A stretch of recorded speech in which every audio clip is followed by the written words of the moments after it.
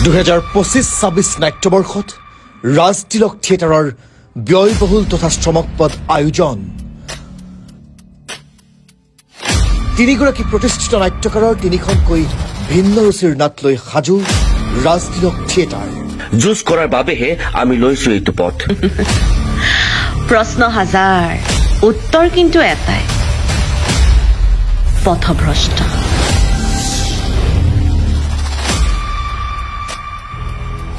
ৰূপালী পৰ্দা তথা মঞ্চ জগতৰ মোহময়ী অভিনেত্ৰী মুন্নি ফুকন আৰু সুদৰ্শন নায়ক ৰাতুল দাসৰ অনবদ্য অভিনয়েৰে সাজু ৰাজ তিলক থিয়েটাৰ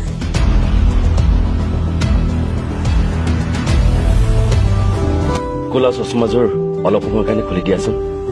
কিবা এটা চাবলৈ মন গৈছে নালাগে এতিয়া চকুৱে বহুত কথা কয় বহুত ৰহস্যও লুকাই থাকে চকুত ৰহস্য মানে জনপ্ৰিয় নাট্যকাৰ অভিজিৎ ভট্টাচাৰ্যৰ মোৰ চকুলে নাচাবা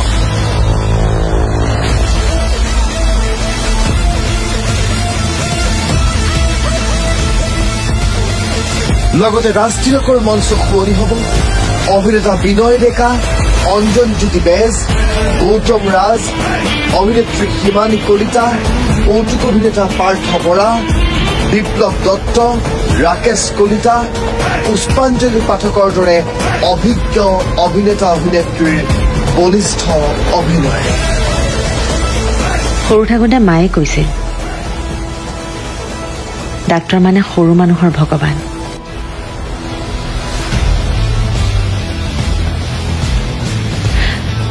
মোৰ ভনীজনীৰ মৰমে নীৰৱে উচুপে হস্পিটেলৰ অভিশপ্ত কোঠা কিয়